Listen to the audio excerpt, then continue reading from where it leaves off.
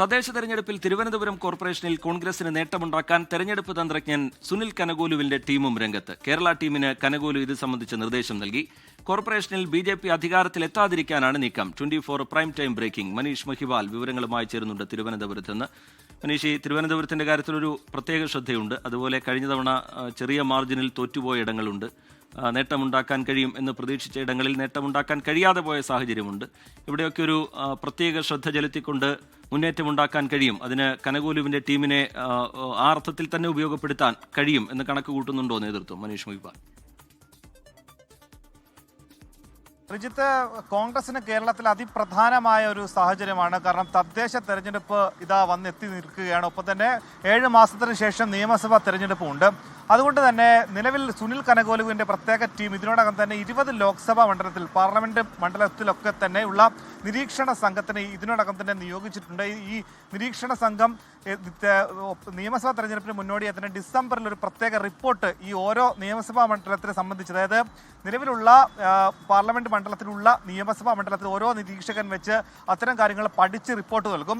അതിൽ പ്രധാനമായും അതിന് മുന്നോടിയായിട്ടാണ് നിലവിൽ തദ്ദേശ തെരഞ്ഞെടുപ്പിനായി ഈ വിധം ഉള്ള ചില ടാക്ടിക്സുകൾ പ്രയോഗിക്കുന്നത്. അതായത് തിരുവനന്തപുരം കോർപ്പറേഷനിൽ നിലവിൽ കോൺഗ്രസ് 3-ാം സ്ഥാനത്താണ്, കക്ഷി നിലയിൽ 3-ാം സ്ഥാനത്താണ്. അവിടെ LDF കഴിഞ്ഞാൽ രണ്ടാമത് NDA, മൂന്നാമതാണ് അവിടെ UDF. അതുകൊണ്ട് തന്നെ തിരുവനന്തപുരം കോർപ്പറേഷൻ സംസ്ഥാനത്തിന് ഏറ്റവും ശ്രദ്ധിക്കപ്പെടുന്ന കോർപ്പറേഷനാണ്.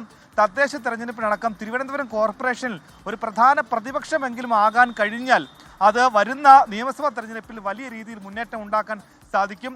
ഒപ്പം തന്നെ കനഗോലുവിൻ്റെ മറ്റൊരു ടാക്ടിക്സ്, അതായത് പുത്തൻ രീതിയിൽ സോഷ്യൽ മീഡിയയിൽ സജീവമാകണമെന്ന ഇപ്പോൾ നിലവിലുള്ള MLA-മാർക്കും ഒപ്പം തന്നെ മത്സരാർത്ഥികൾ ആകാൻ സാധ്യതയുള്ള ആളുകൾ, ജനപ്രതിനിധികൾ അടക്കമുള്ള ആളുകൾ, ഒപ്പം തന്നെ സമൂഹ മാധ്യമങ്ങളിൽ ഒട്ടേറെ റീച്ചുള്ള നിലവിൽ കോൺഗ്രസിൻ്റെ അംഗങ്ങൾ തുടങ്ങിയിട്ടുള്ള ആളുകൾക്കാണ് പ്രത്യേക പരിശീലനം നൽകുന്നത്. അത് പാർട്ടി സ്വന്തം നിലയ്ക്ക് അത്തരത്തിലുള്ള കാര്യങ്ങൾ കൈകാര്യം ചെയ്യാൻ അറിയില്ലെങ്കിൽ പാർട്ടി വാർ റൂം കേന്ദ്രീകരിച്ച് അത്തരത്തിലുള്ള പരിശീലനം നൽകും. പ്രത്യേകിച്ചും ജെൻസികളൊക്കെ തന്നെ കൈകാര്യം ചെയ്യുന്ന ഇൻസ്റ്റാഗ്രാമിൽ കൂടുതൽ സജീവമാകുക, സോഷ്യൽ മീഡിയയിൽ സാധാരണ ഉദ്ഘാടനത്തിൻ്റെ ചിത്രങ്ങൾ പങ്കുവയ്ക്കാതെ അതിൽ കൂടുതൽ വികസനങ്ങൾ, എന്താണ് തങ്ങളുടെ മണ്ഡലത്തിൽ നടത്തിയ വികസനങ്ങളൊപ്പം തന്നെ ആ മണ്ഡലത്തിലെ ജാതി സമവാക്യങ്ങൾ, മത അടിസ്ഥാനത്തിലുള്ള വോട്ട് വിഭജനം തുടങ്ങിയ കാര്യങ്ങൾ കൂടുതൽ പഠിക്കണം.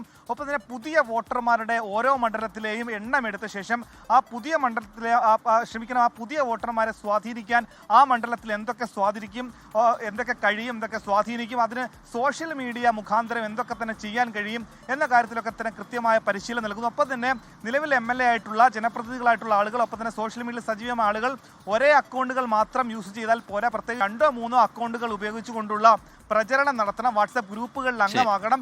സാധാരണക്കാരോട് ഇടപഴകുന്ന രീതിയിൽ അത്തരം ഇടപഴകുന്ന രീതി, സന്ദർഭം, സാഹചര്യം ഇതൊക്കെ തന്നെ സോഷ്യൽ മീഡിയയിൽ പോസ്റ്റായി മാറ്റണം.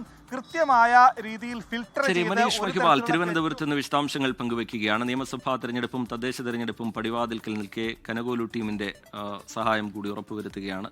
തന്ത്രങ്ങൾ മെനയുകയാണ് കോൺഗ്രസ് നേതൃത്വം. മനീഷ് മഹിബാൽ അതിന്റെ വിശദാംശങ്ങൾ പങ്കുവയ്ക്കുകയായിരുന്നു തിരുവനന്തപുരത്ത് നിന്ന്.